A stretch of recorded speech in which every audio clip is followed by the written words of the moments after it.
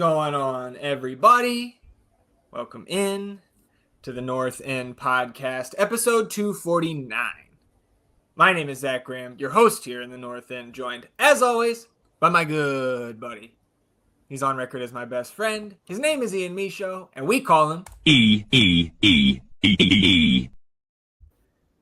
sitting here, midweek, Austin, Texas, getting ready to go north of the border to take on lowly CF Montreal. How you feeling, my friend? I am ready. Okay, this is a must-win game. We talked about it before we jumped on here. Yep, I'm getting it out the way. You got to win this fucking game. This team is terrible, and you have to win. Otherwise, yes, as I've said in the last two episodes, everything is not on fire. You don't win this game, there's going to be a brush fire, at least a minimum. The fire rises. Yeah, indeed. So I'm ready. I've been a little tired, but seeing this Montreal team, like I said, these guys should be salivating at this opportunity to go up there and just put it on a shit team. Yeah. I know how, we talk for a few minutes before we start here every time, and I'm rattling off some of my Montreal notes to you, and you're just like, oh my God. So, we will get there. Yeah. We will preview this match on Saturday up there against Montreal. We have last business day, Austin FC2 in town this week. So if you aren't on the road to Canada for Saturday's match, you can go out to Parmer and catch that game against Ventura County. A couple pieces of news to touch up on and the nonsense at the end of the episode. Before we get into all of that, just want to remind you all listening or watching on the YouTube channel that you can support the show financially by downloading the audio versions of our episodes wherever you get your podcasts.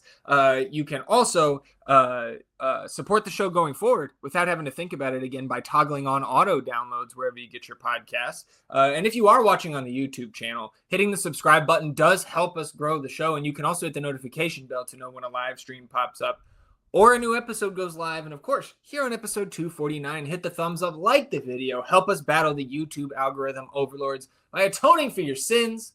Wash yourselves clean in the waters of the North End.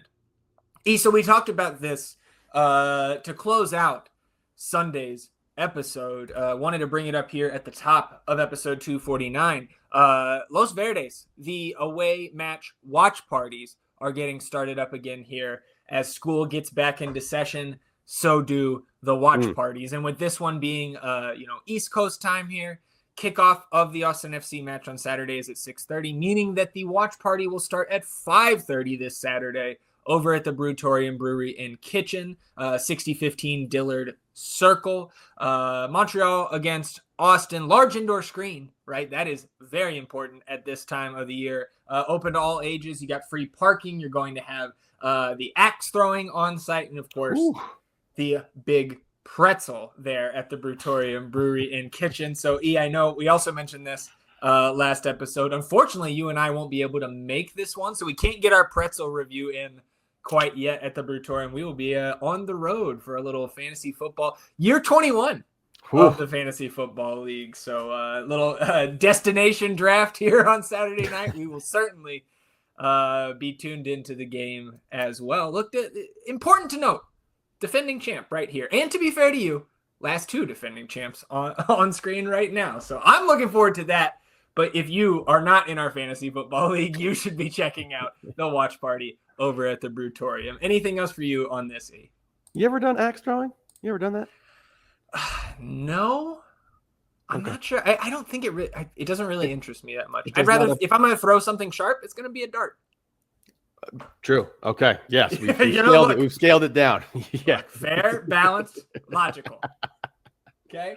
Moving on here, everybody. Unsurprisingly, Owen Wolf. Congrats to Owen Wolf.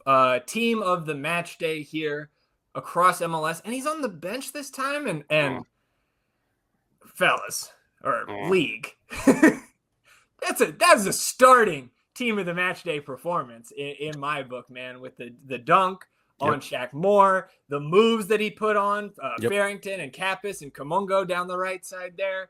Look, I can understand you've got these guys in Inter Miami jerseys out there, but Zinkernagel, Pavel Buka, no, man, come on. Owen got a goal too. He can get his little Audi thing in there.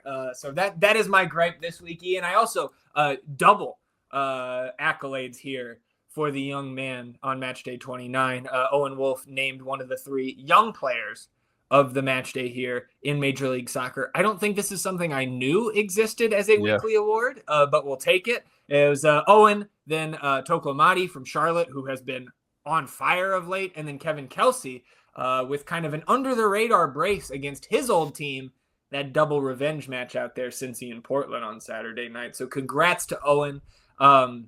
I was, dude, like, I was a little too busy at work to fuck around with the memes early in the week, but I wanted to do some, like, Aaron Carter. That's how I beat Shaq with Owen here. Couldn't make it happen, but, the idea was there. Indeed. I was looking at some highlights of Shaq getting dunked on earlier. Saw Derek Coleman one, but that's where we'd be dating ourselves there. Actual Shaq getting dunked on. Pretty bad there.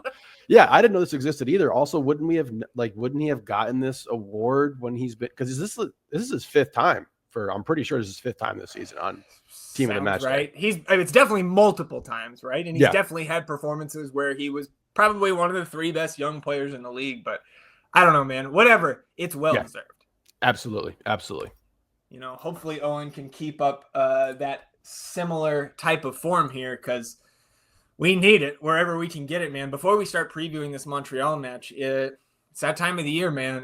The summer transfer window closes tomorrow on Thursday, the 21st of August. And I believe the deadline is midnight Eastern. So 11 p.m. Central Time will be the last moments for Austin FC to add anybody that is not a free agent. That is important to note here, I think, is that that SEI slot could still be filled past the transfer window deadline, but it would have to come from a free agent signing, which, I think unless it's a crazy buyout from some other team that causes somebody to be a free agent, you just kind of can stereotype the talent level that you would be getting in that type of market, and it's not high.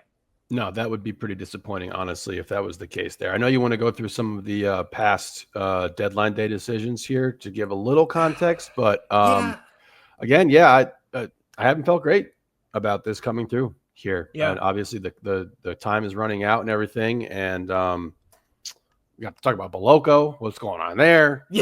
Shit, man. Hopefully I'm still hoping, but I do not think it seems likely. Yeah. I mean, it's not over till the deadline hits. And speaking of the deadline, like you were hinting at there, Roto has been active at or around the deadline multiple times in his Austin tenure, right? We're just over 2 years since he was signed as the sporting director for Austin FC. And the day before the deadline in 2023, the big signal that the rebuild was here was that Diego Fagundes trade, again, the day before the transfer window deadline in 2023. But all you have to do is go back to April when Austin made a deadline day intra-league trade for Robert Taylor, right? So there are multiple examples. There still could absolutely be. There is going to be more international transfers around the league, more intra-league moves as well. We've seen a handful of those already this window. So again, that they are still working hard, turning over every stone possible to find a fit that can help us the rest of the season and potentially going forward. But like we've said over the last 2 weeks, man, with every passing day, it just becomes less and less likely, especially since the international rumors have all but dried up. Yeah, absolutely. When is Djordjevic getting here? Is he here? I don't think we have news on that, and he is definitely not here. At least there is no evidence of him being here. And I guess we can push off the Boloko talk to the preview here. But what I do want to do is look back on some of these transfer windows for Roto, because I've been involved in some conversations over the last week about not being satisfied with the acquisitions in this window, and not necessarily the acquisitions, because I don't think anybody is really making an argument we cannot pass judgment on Boloko and Djordjevic before they've stepped on the damn field, right? Yes. I don't think anybody's making that argument. But in terms of the glaring need that we all see, right? Depth at the chance creator positions in the middle of the park in the attacking midfield. We've got Owen Wolff, we've got Diego Rubio. That's not an MLS Cup winning pair. Nope. And so I think that is the majority personnel desire for most fans right now that are tapped in. And I agree with that. But like thinking about this window so far, again, it is tough to pass judgment. But assuming Boloko and Djordjevic come in here and they're fine, like productive members of the roster throughout their contracts, this is probably the most unimpressive transfer window that Roto has had on paper. Like, I know for me, my favorite one, again, we've had a year or 6 months or a year or more of context with some of these signings and some of these transfer windows. But like last summer was, to me, the pinnacle. When you, to me, hit, Buka, Dessler, Svatak. Yep. Obviously in the off seasons, you make, the winter windows, you make more moves in total. But like on paper, the winter was awesome with 2 DPs coming in and Dubrsarski and Ilya, etc. But like with the 2/3 of a season, a little bit more of context, like that window doesn't look great at this point. So like it did improve the team, but nowhere near the ceiling, at least that we thought, back in February. Yeah, I mean, the expectations were very high, that's for sure. And we've seen pretty much all year long that the overlap and the fit hasn't been great with those two guys. Or I don't want to say not great. I'll say not the most ideal roster build for sure, because I still think that if you're able to get another one of these chance creating type of guys that is able to distribute more, that you could feed those two mouths in BV and Azuni when they're both healthy. But we need someone to be able to do that outside of Diego Rubio and Owen Wolf in particular. So, Boloko and Djordjevic for me, man, is like, I'm expecting them to be average starters in this league. I'm not expecting them to come in here and set the world on fire. So yes, it's been a tepid kind of window here for us. And I'm looking at the roster sheets right now, and we'd have to find a way to open up an international slot if you were going to be bringing an international player in here somehow. So like there's still that hurdle that needs to be taken care of. We felt, relatively confident that we were going to see a departure. We felt so confident we almost wrote a goddamn song about it. Well, did you write a goddamn song about it? Because maybe you did. I started. The process takes a while for me, dude. And we still have the buyout at our disposal. So like that's something that I've been looking at as well. And like we've had this kind of, not saga, I would say, with Hot Air, but like just a little bit of smoke that there's a fire brewing behind the scenes with him and management and everything like that. So, like I said at the top here, obviously fingers crossed that we can find somebody to come in here and help with this push and this stretch run to make the playoffs, and then hopefully try to make some noise in the playoffs. But I don't know if I'm expecting it. Yeah. Yeah. And again, I think, a win this Saturday, kind of getting you right back on track there. Doesn't cover up the wounds of only getting 2 points of a possible 6 against our Copa Tejas rivals over the last 2 weeks. But it would continue your streak, right, of not dropping points during the make or break stretch. And again, if you go between now and the end of the season on the same stretch you just did, where you only lose 1 game in like 2 months, you're going to be in a strong position at the end of the year. So anything else for you right now? I mean, obviously, if you are, a YouTube subscriber and you have those notifications on, if there's a signing, we will fire up the live stream tomorrow, or a big departure. Yeah. I mean, last thing I was going to add was that, Tony really opened up the checkbook for Azuni and BV, so like there could be some money constraints that we're looking at as to why this hasn't gone the way a lot of people expected it to. But I still hold my faith in Roto and what he wants to do here and the vision that he has for this club. So again, hopefully we can get somebody in here. Well, let's go ahead and move into our Montreal preview here, E. Of course, the first time we are seeing Montreal this season is they are, I believe, the conclusion of our Eastern Conference schedule here this year. And man, if you look at that table, I think I said it on the schedule release live stream back in December that we got lucky with our Eastern Conference schedule. I couldn't have imagined that we nail, I think, 5 of the bottom 6 and then Cincinnati. Like, and we like should have beat Atlanta, etc. But like we have been very fortunate with the Eastern Conference schedule this year. In Montreal, CF Montreal stands for Club de Foot Montreal. Terrible accent attempt there, but that's what you get here in the North End, right?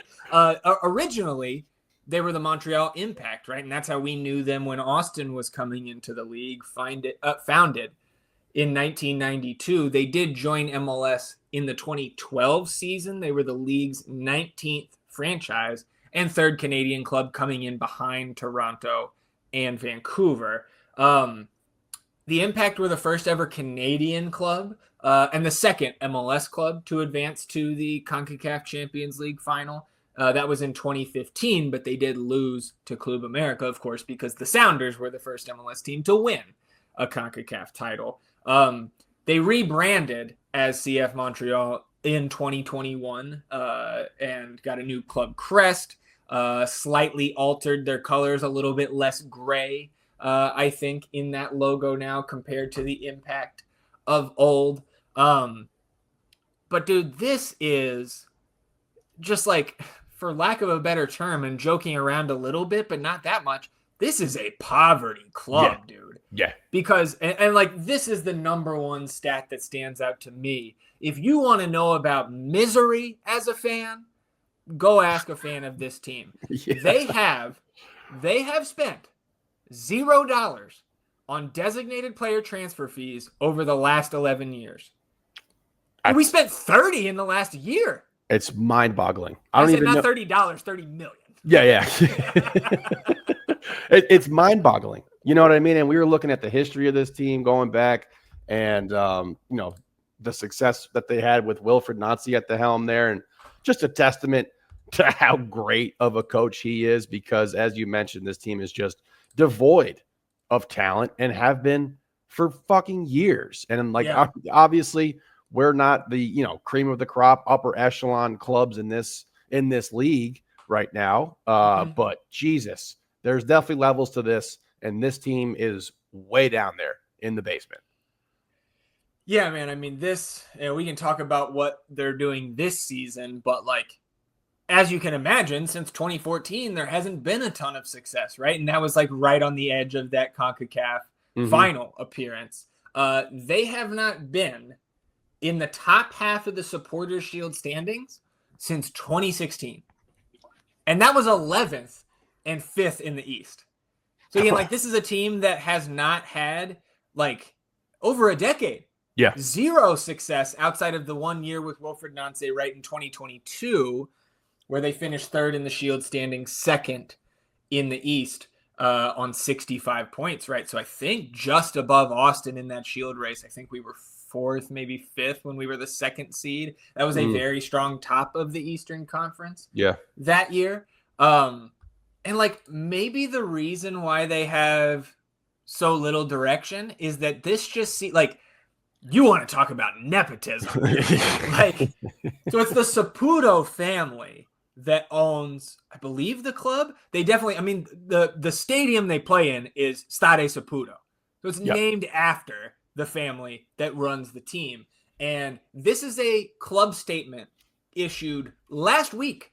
Okay. The sporting direction of CF Montreal will continue to be spearheaded by Managing Director, Recruitment and Sporting Methodology, Luca Saputo, Managing Director, Academy Strategy and Roster Management, Simone Saputo, and President and CEO Gabriel Gervais. I mean, imagine Josh and Owen running the team. Here's Gavin doing the finances. I mean, I just don't like you said, if you want to know some real misery, go ahead and be talking to some of these Montreal fans, man, because this is just, it's a disaster class in how to run a team. And it just doesn't even feel like they're trying, to be honest with you. Not spending a single dollar on a DP in however many years you said, it's just absurd, man. So again, I'm getting juiced up now because this is, I'm pulling the lever. I know you want to pull it too. I'm pulling the lever. You have to beat this fucking team, man. This team is not good. They're beat up. And after these last two games and how disappointing they have been, context-wise, you have to get this one right. You have to. And looking at their team, look at this roster sheet, man. It's just I can't wrap my head around how this team is being run. I really can't. Yeah. No, I mean it's malpractice, right? Yeah. I'm just sitting here glad that it is not us. So coming into 2025, right, I don't think the hopes were super high. I imagine most of the predictions preseason. I think we had them in the bottom 3 of the East with our predictions that we do at the northendpodcast.com. They lost some names, right? Matthias Kokoro had his moments over the last few years. He was loaned down, I believe, to Atlas in Mexico. They lost Raheem Edwards, I believe, to Red Bulls. Joseph Martinez went west to San Jose. Victor Wanyama, who I think was just kind of he was their only DP, if I recall correctly, the last 2 years. And I think he just ran out of contract and was like, I'm up out of here, man. So they do still have one DP. They got Giacomo Veroni, who they traded for from New England. So again, no transfer fee there. I think just a straight up GAM trade, or maybe cash for player trade. I'm not sure. But it's a 2-4 GAM build, and they have one DP and only 3 U22s. So they still are just leaving these slots open and continuing to refuse to spend. And this is a team. Go ahead. I will say, as much as we've been shitting on them and everything like that, Prince Owusu is a dangerous player. I'm going to give him his flowers for sure. 11 goals in the season right now. He's a dangerous player, and he's a guy who likes to score. So that's their guy for me, really, that you got to watch out for. But other than that, man, like, is Veroni hurt right now? Is he even available? Nope, he is hurt again. I believe he's been hurt like 2 or 3 times this season in like different stints. And you can see in the table, if you are watching here on the YouTube channel, this team is tied with DC United for the worst record in the Eastern Conference. They are only above the LA Galaxy in terms of total points in the Shield standings. And like, I would absolutely take this Galaxy team over Montreal. Absolutely. Right now in a head-to-head match, right? They have just 4 wins on the season. And this, like, again, we are just going to keep stacking up the statistics and the facts about this team that further back up why this is a must-win game even on the road. We filter this table for home matches only. 1 win in Christ. 13 home matches, dude. 10 goals scored, 26 against. This has to be a win. It absolutely has to be a win. God, I don't even want to think about it, man, if you don't beat this fucking team, to be honest with you. And I mean, we got to get into their injuries. You know what I mean? Because it gets even more depressing for them at that point. But I mean, it's not just – go ahead. They did beat Houston 3-1, so at least they got that. And they got that going for them. Yeah. Yeah, I guess something we couldn't do in regular season play here this year. So, like, you brought up the injuries, right?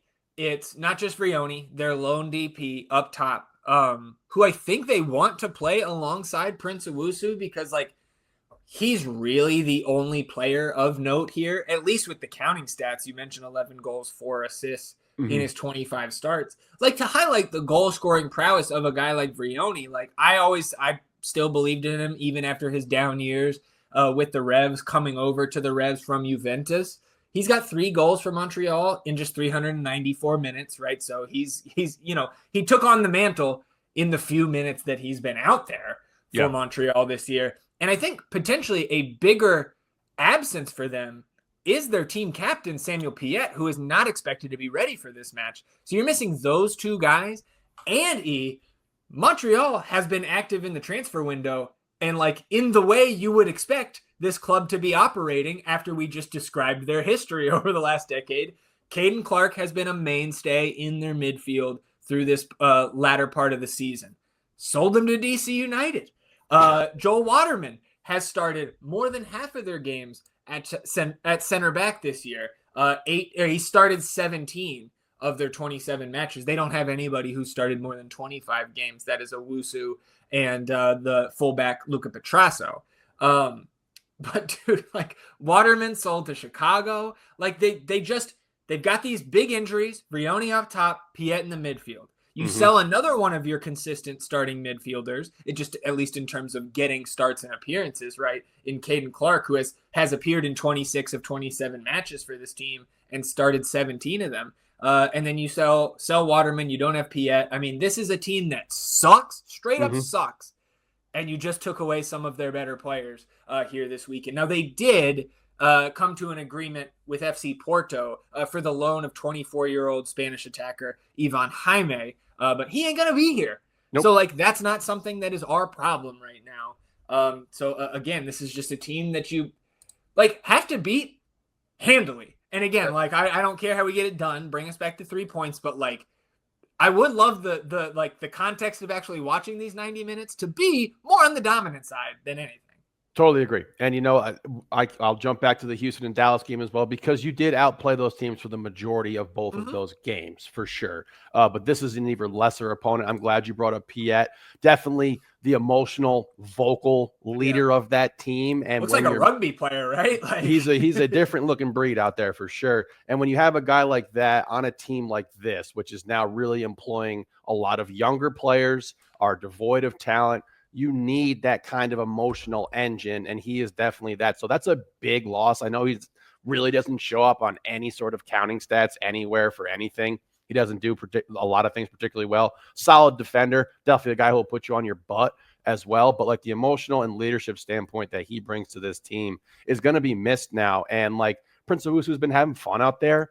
Yeah. But outside of that, man, there's just not anything to point to where it's just you're going to have to watch this dude. So I'm with you. I think if you want to kind of get, some of these fans who are feeling the pressure of this kind of playoff push here, then yes, dominating this team and coming out and looking like the superior club is definitely a priority and something you're capable of doing.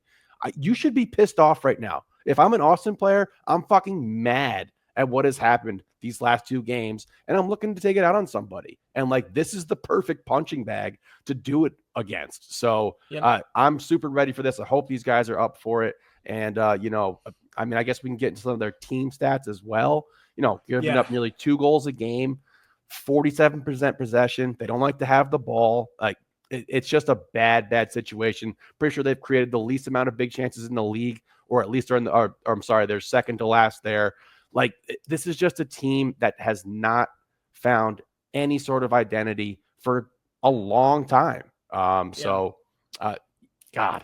Yeah, I mean, right, 30 teams in MLS. You mentioned 29th in big chances. They are 28th in expected goals, 25th in shots on target per game, 29th in big chances missed, 22nd in accurate passes, 21st in accurate long balls, 21st in accurate crosses, 27th in touches in the opposing penalty area. And they are not to the level of a Houston Dynamo team in terms of their physicality, but 9th in fouls per match, 5th in total yellow cards. So this is a team that maybe not coming out there I think maybe the physicality might be more out of frustration rather than strategy here. And there are a couple other pieces of personnel decisions here that we need to talk about. And I'm starting in goal. Because Jonathan Serrois has been, at least through the first half of the season, I thought he was fine for them, helping them stay in some of those games and not get completely run off the pitch. But he was on the bench, and they started somebody named Thomas Gillet. I don't know how to say that. He is Chilean, 21-year-old. So this is clearly a young keeper that they're putting in there. And potentially somebody that they brought over here in this transfer window, because he is not on their roster sheets from May that we have here on the screen right now. So there's a goalkeeping position battle apparently going on right now. And there's another familiar name here, E, because I don't know if you knew that on their supplemental roster is one Brandon Craig. Center back, formerly on loan with Austin FC, now just straight up a Montreal player. Philadelphia Union let him go. That's crazy how, Austin didn't want to play him to spend the GAM. Philadelphia just cut him. Yeah. Maybe the guys who see him every day knew something. I don't know. But Brandon Craig, not only on their supplemental roster, E, starting and playing huge minutes of late. He just made his 9th start. If he starts again against Austin on Saturday, which I think we should expect him to do, he will cross the 1,000-minute threshold here this season for Montreal. I only saw limited minutes of him from their match last week against DC. He didn't look great on the one goal that DC scored in that 1-1 draw, but just wanted to bring everybody's attention to the fact that you will see Brandon Craig. And for any of the card collecting enthusiasts out there, as you and I are at times here, I don't know if you knew that there are hundreds of autographed Austin FC Brandon Craig cards floating out there in the ether. It is, I mean, one of the silliest trading card decisions I've ever seen. When the kid didn't suit up. So nice little Photoshop job on some of those Austin FC, wow. Brandon Craig cards from Topps there. Not their best moment. So just had to sneak that in here to close out the Montreal portion of the preview. Anything else for you on the opponent? No, they suck. But let's talk about us. Yeah. Well, we got to start with Danny's suspension, right? Because that means for the first time in, I think, 4 matches now, we will have a different starting lineup, right? Because we saw Galaxy, and then we carried that to DC, and then Houston, Dallas, right? We had the same 11 out there all 4 games. So this is going to be the first time we see a different starting 11. And man, like, I think I'm kind of choosing to, like, obviously I want Danny out there, but I think this is a good excuse for the coaching staff to make a change, because I think a change may have been coming anyway. Okay, now your hand is forced. So I want to ask you to kick things off here in the Austin segment. Who do you think starts in place of Danny? Oh, that's a pretty Sabo seems the most likely, to be honest with you. Kind of like for like there. So I think that's the easy pick for me. I think it's Sabo. I'm glad you brought up that the coaching staff might have been pushing towards changing this lineup. If without Danny being suspended. And I honestly, I would have liked to have seen, in my world, I would have liked to have seen them stick with it. I really would have, because we know the last 2 results, man, were really unfortunate, like very unlucky, and we've talked about the created chances that have come, the way that we've looked on the offensive side of the ball, the fact that we have Owen out there playing fantastic when he switches out to that left wing position and is able to float around in the middle as well with Diego Rubio. So I would have liked to have seen them stick with the same lineup, but Sabo for Danny is okay with me for sure. And I think you stick with the rest of it, depending on fitness levels for Diego Rubio and Ilya Sanchez, who, going 90 in the Heat last week, not entirely sure if he gets a start as well, but like with the Danny suspension, I think he might have to be forced into that.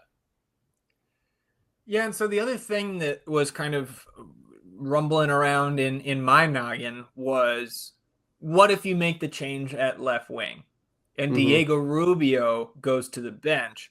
You bring Owen Wolf back into the midfield and start a different left wing, a true left winger, a Robert Taylor, a Hot Air O'Brien, who's, he prefers the right side. John Gallagher also prefers the right side, but we know both guys are capable on the left. So I think you could see that and maybe bring Diego Rubio off the bench, because I think, like, in the Heat, and this game you would think is not going to be too toasty up there in Montreal. No. I think he wilted a little bit in the Heat. I know you were bringing that up, right, where you thought he could have been taken out of the game a little bit earlier. I think maybe in both of the 2 previous home matches.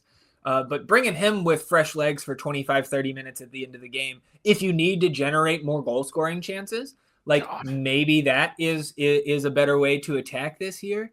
I think I'm ready for almost anything in terms of how Nico and his staff kind of reshape this midfield or attacking alignment here. With the exception of Owen is out there. Okay. Mirtu and Buka are out there. But in terms of, you brought up Ilya, right? The Danny spot that is now vacant, and that left wing where you can shift Owen, because Owen could be left wing. He could be in that Rubio spot, kind of playing the 10. He could be playing Danny's spot as the 8 in front of Ilya. So you could go Diego at the 10, Owen behind him, Ilya behind him, and one of those wingers out there on the left. But so let's live crumbs here, and slightly delayed, but right before we went live, the team posted practice clips from today. And not only is Nicky Belloco not featured in any of them, I was going, doing my crumbs thing. I can't see him out there at practice. And this is a pretty lengthy 1-minute video with multiple clips of live drills going on, different teams out there.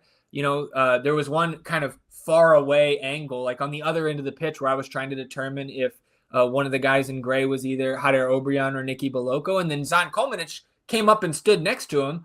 Well, Belloco's 6 foot, right? At least that's what he's listed as. And this guy was well shorter than Jean. So I didn't see him out there, and look, we can go ahead and play this one time. Got it. Rumors, whispers, made up trades, consequences we never weighed. Logic's thin, the mic is hot.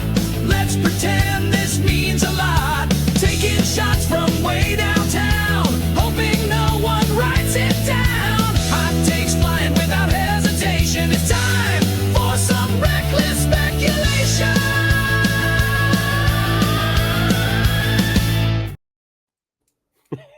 I'm so glad we have this safety blanket now.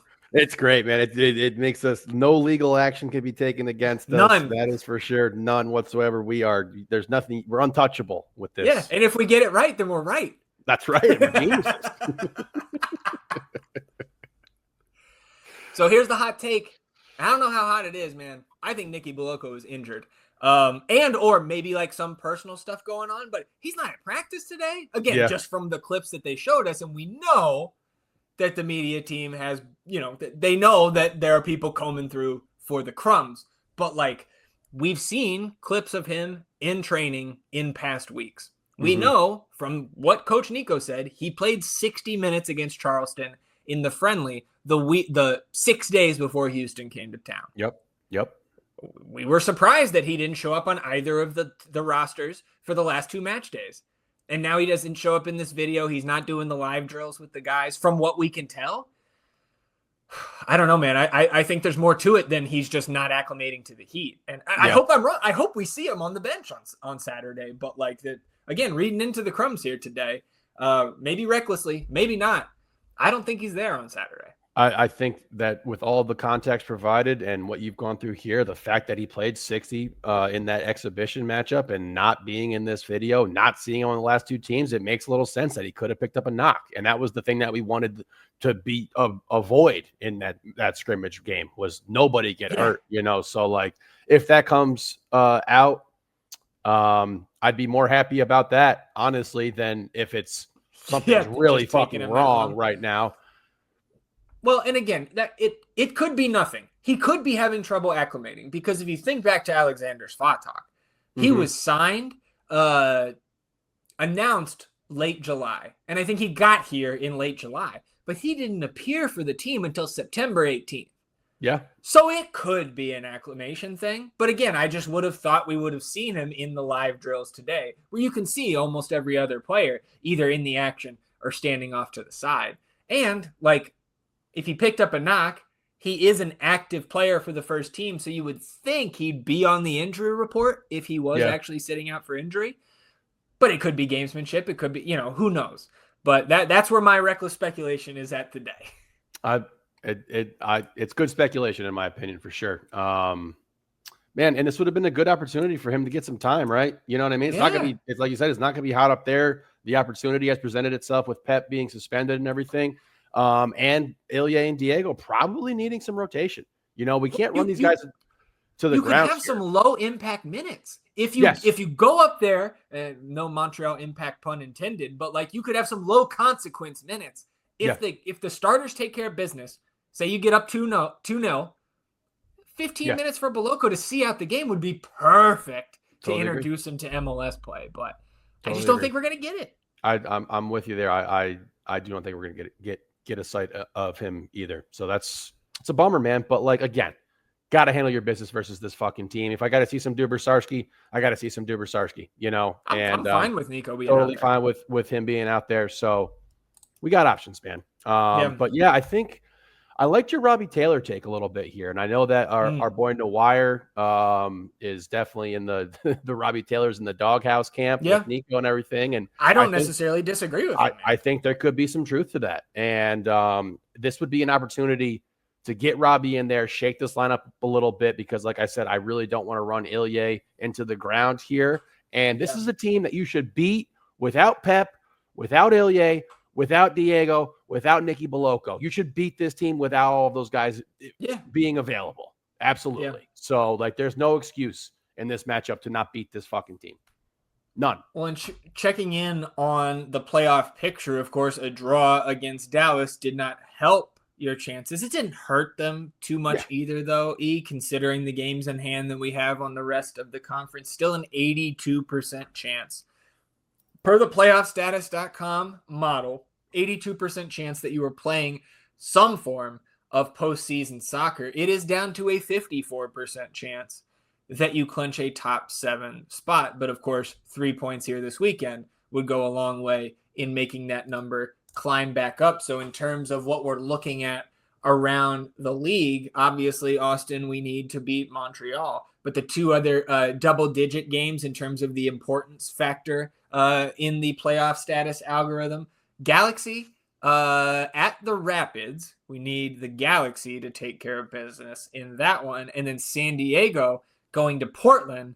We need the expansion side to go up there and take care of the Timbers. Also wouldn't hurt to have an FC Dallas loss or an RSL loss. And of course, no matter the standings, we'd always take a Dynamo loss. But the two more important ones in terms of the algorithm here, is a Rapids loss and a Timbers loss, in addition to an Austin FC victory. Yeah, I mean, before you even brought that up, I was looking right at that Timbers matchup versus San Diego. That Timbers team, which has been on a not great run of form as of late. They drop points in this matchup versus San Diego. You win, you can leapfrog them there, and you have a game in hand to them still. And we got 2 games in hand on Colorado, so still everything is right in front of us that we want to accomplish for this season with the U.S. Open Cup and getting into the top 7. But you have to still handle your business. You still have to go out there and play the fucking game and play to a team that you cannot play down to. You don't play down to this team. You go in there, you establish what you want to do, and you just beat them flat out. Don't get cute here. You know what I mean? Like, this is not a game that I'm not trying to take these guys for granted. You can never do that with any opponent in a professional sports setting.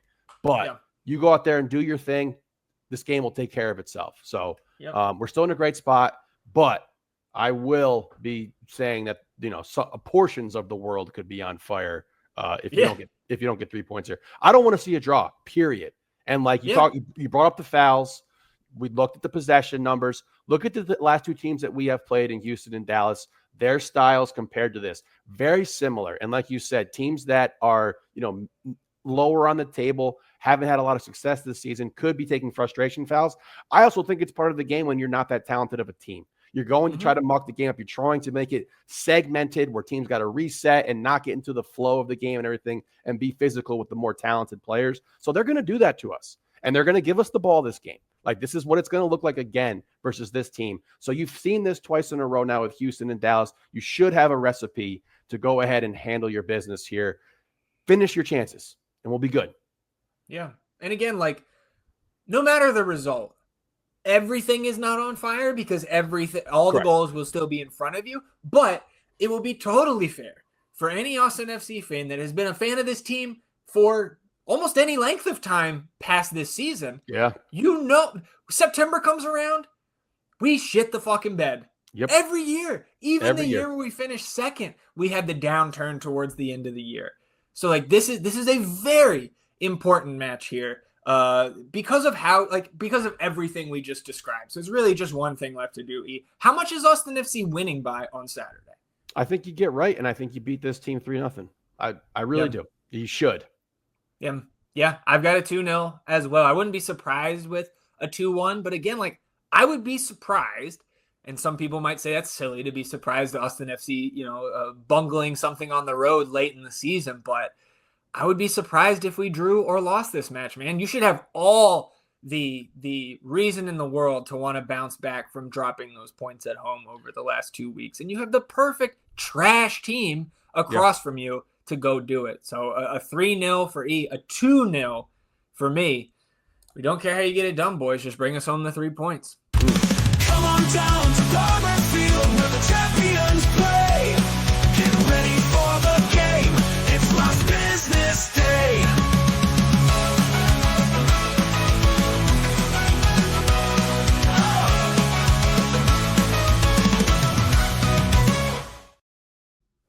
Last business day here on episode 249 of the North End podcast. Austin FC 2 at home this Friday, 7:30 p.m. kick, hosting 4th place Ventura County. Ventura County, of course, is the LA Galaxy MLS Next Pro affiliate. So they were down last year, to be sure, as their first team was soaring to the MLS Cup title. And now with their first team down in the dumps leading the wooden spoon race, of course, their second team finding some success here in 2025. I mentioned fourth in the West, 37 points from their 21 matches. Of course, Austin, as you can see here on the table, if you're watching on the YouTube, Austin sitting in sixth, 5 points back of Ventura on just 32 points, 43 goals for to 38 against. So just a +5 goal differential for Ventura. Austin, of course, even up on 27 for and against.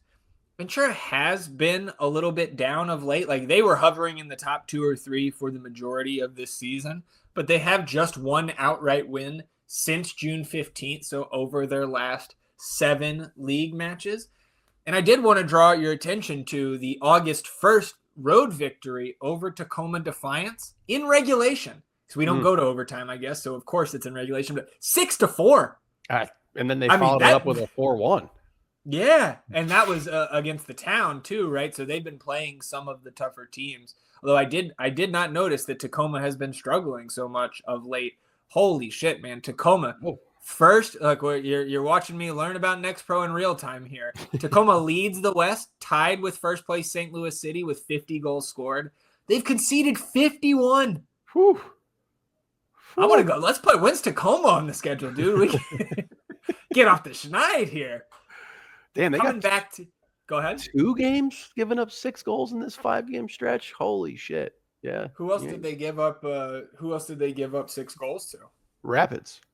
Oh, wow. Well, the Rapids, I mean, was it Bilo Jop scored 6 on them? Shit. Best play in the league. Ventura, though, have been a very strong road side here this year. Second best road team in the West with 19 points from their 10 away matches. And in terms of the personnel here, that we should be watching for on Friday, midfielder number 47, Giorgio Koszewski, has 7 goals and 1 assist in his 21 appearances.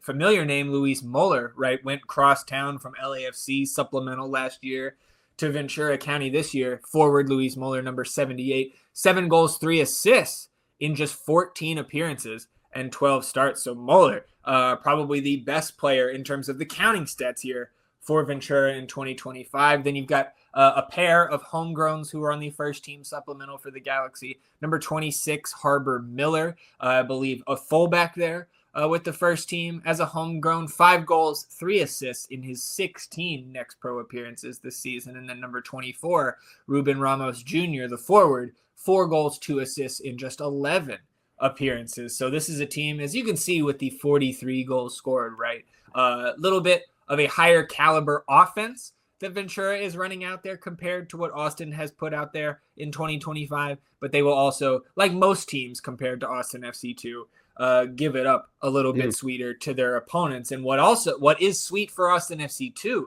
is to see pictures of Jacobaro back in training this week. So if you can get Jaka back out there, we know that would be a boon to this midfield. A midfield that has been suffering a little bit of late, the team as a whole, right? And we haven't had a ton of consistency with Tony Gomez missing a game, Riley Thomas missing some time, Ruben Bonachera getting back to form, Nico Van Ryn leaving, right? This has been a challenging stretch for the back line.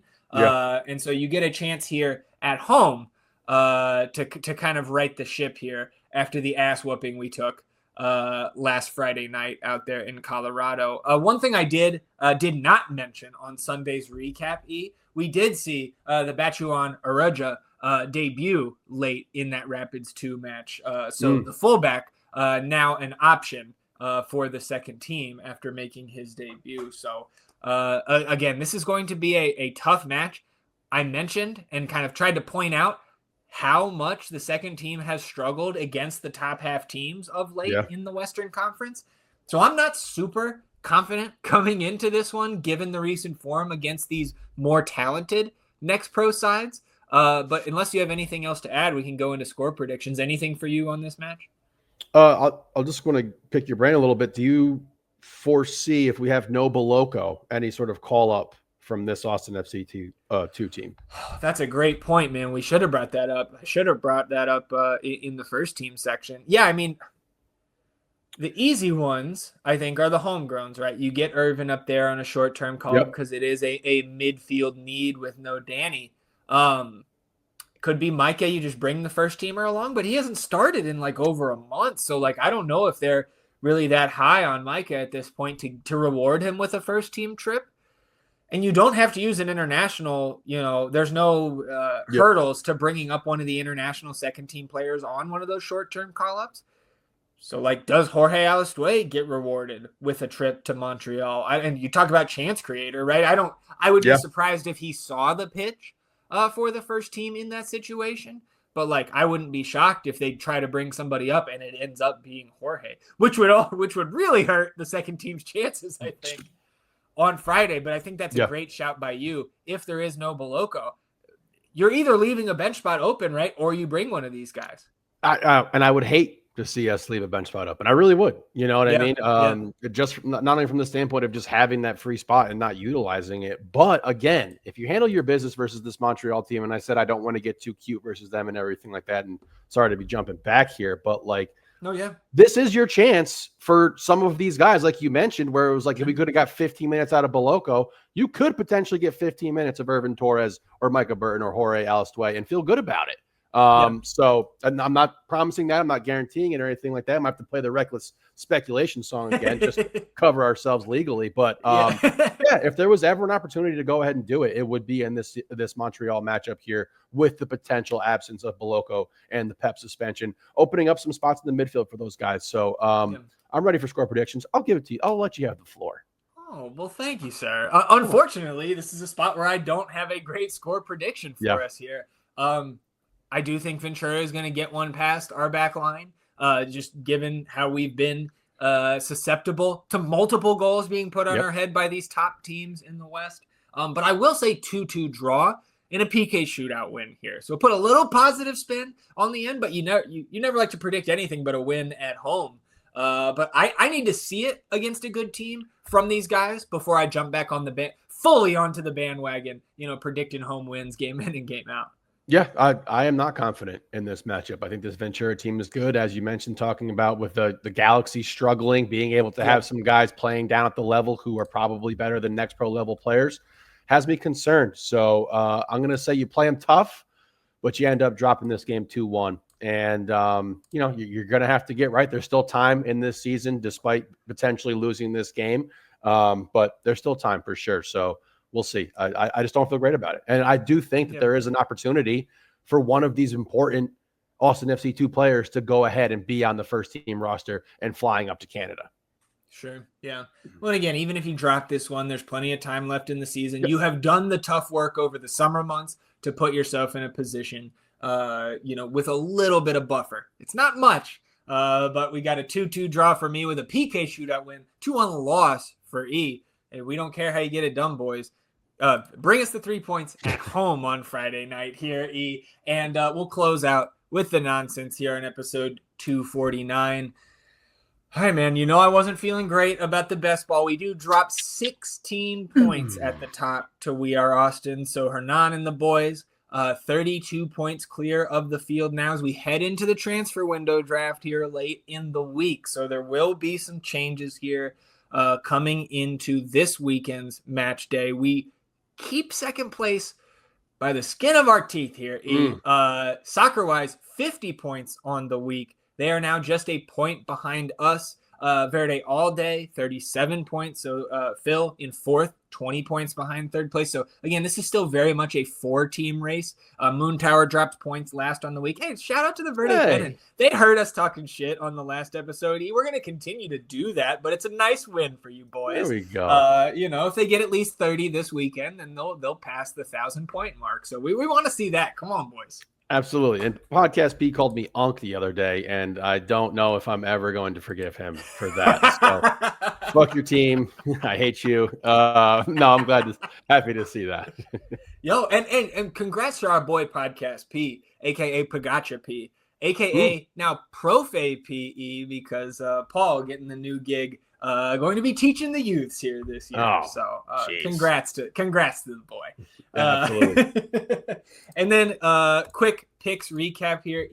We were sitting in a profitable spot as we were recording Sunday's episode. But Nashville, we're up 1-0 when we were recording. They dropped that match 2-1. No goals from Hani Mukhtar or Jack McGlynn, and Lawrence Inali does not play. So we end up closing out the week. The underdog entry does not come through, of course, as Austin only scored 1 goal. And then at the books, you drop 0.89 units. So just like with Austin FC, nothing is on fire, right? Yeah. You are still up 67.71 units on the season. But we would love to get a new profitable streak going, and that's going to be the goal here on Saturday morning. You can head to the northendpodcast.com to see what we are rolling with at Underdog Fantasy and at the sports books here this week. Anything else for you before we shut it down on episode 249? Yep, just one last thing. You were wrapping up the end of the preview for the first team there and saying that you would be surprised if this was a draw or a loss here. I would be shocked. Okay. I really would be shocked. And I think part of that is because I do think this team is a good team, Austin. And I do think that this team is going to make the playoffs. And I would be shocked if you lost to this team or drew this team because it would be the shock of realizing, maybe this team really isn't that good. And good being the context of, I think we're top 7. Not one of the upper echelon teams. So it'll cast some serious doubt, right? Yes, absolutely. It would give me a lot of pause. And like I said before, it was like on the last episode, I would foresee Austin winning these 4 games as opposed to not getting 7 points from the 4 of them. So let's go out there and do this thing and don't make me look fucking stupid, y'all. Yeah. And don't ruin our fantasy draft. You fuck. No. Oh, God. Because that's, dude, mid-rounds, we fucking lose. Last year's the Nashville game, 2-0 win. Josh Wolf's drinking beer with the fans. Like, we were feeling great. Yeah, violence could occur. If you fuck with our draft, then we lose. Punch Guillermo in the face, dude. Bricked up. All right, everybody. We appreciate you tuning in, sticking with us here on episode 249 of the North End Podcast. We will be back on Sunday. For those of you that tune in right away when the episode is posted, maybe a little bit later in terms of that release time, traveling back from that remote draft location. But we will be back on Sunday recapping the match against Montreal, recapping the second team's match against Ventura County, and, of course, talking about everything else that happens in the Austin FC universe between now and then. Enjoy the rest of your week, everybody. We will do the same. We'll see you back here on Sunday for another episode. Until then, he is E, and I'm Zach. Vamos Austin FC, everybody. Goodbye.